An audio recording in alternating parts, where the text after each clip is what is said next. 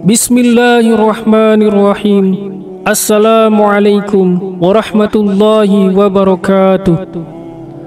Saudaraku yang dirahmati Allah Subhanahu wa Ta'ala, dalam video ini kita akan membahas mengenai dua surat yang sering dibaca Rasulullah SAW saat sholat subuh.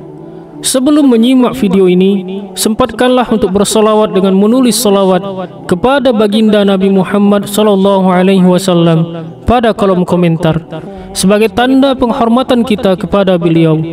Allahumma salli ala Sayyidina Muhammad wa ala ali Sayyidina Muhammad. Semoga kita semua yang sudah bersolawat akan mendapatkan syafaat dari Rasulullah SAW di hari kiamat kelak. Amin ya rabbal alamin. Tonton video ini sampai habis agar kita tidak tersesat.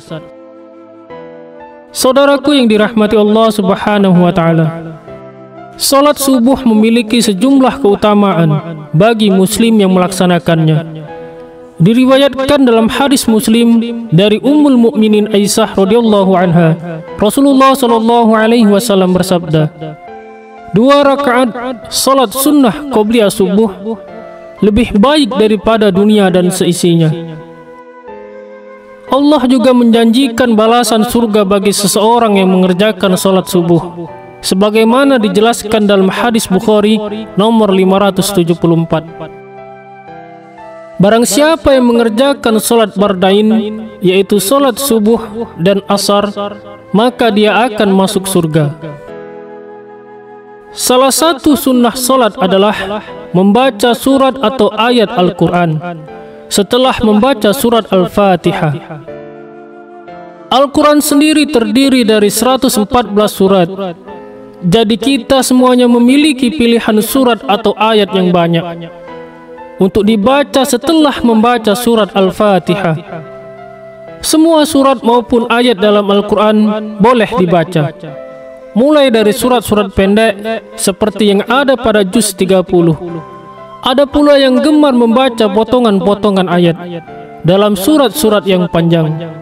Dan ada juga yang membaca surat atau ayat yang disesuaikan dengan situasi atau momen-momen tertentu. Misalnya adalah momen di bulan Ramadan, situasi saat dalam perjalanan, dan lain sebagainya. Lalu, bagaimana dengan Rasulullah SAW? Surat atau ayat apa yang sering dibaca Rasulullah SAW saat salat subuh? Dari Qutbah bin Malik, beliau pernah berkata, ia pernah salat subuh bersama Nabi Muhammad SAW. Beliau pada rakaat pertama membaca ayat Basiqatin laha tol'un nadid, Quran surat Qaf ayat 10. Surat Qaf ini intinya adalah untuk memperingatkan manusia tentang kejadian mereka dan mengingatkan tentang nikmat-nikmat yang diberikan kepadanya. Begitu juga peringatan tentang hari berbangkit, hari berhisab, surga neraka, pahala, dosa, dan lain sebagainya. Supaya kita selalu ingat kepada Allah bahwasanya akan ada hari berbangkit itu, di mana manusia akan dibangkitkan dari kubur, lalu dihisab semua amalannya dan diberikan balasan sesuai dengan amal perbuatannya semasa hidupnya di dunia. Bagi yang banyak amal baiknya akan diberikan ganjaran masuk surga, dan bagi yang banyak amal buruknya akan dimasukkan ke neraka dengan segala siksaannya. Na'udzubillahi min zalik. Lalu pada rakaat kedua, apa yang dibaca Rasulullah SAW? Dari Amr bin Harith berkata, aku mendengar Nabi Muhammad SAW pada salat subuh membaca surat At-Takwir, hadis riwayat An-Nasai. Di dalam Quran, surat At-Takwir ini juga berbicara peringatan kepada manusia tentang hari kiamat. Seolah-olah surat ini ingin menyampaikan pesan kepada manusia bahwasanya keadaan semesta alam ketika kiamat datang akan hancur. Terjadi goncangan di mana-mana, matahari akan digulung sehingga semesta gelap gulita, dan manusia tidak akan dapat mengelak dari pengadilan Allah. tentang amal perbuatan yang dikerjakan semasa hidupnya di dunia.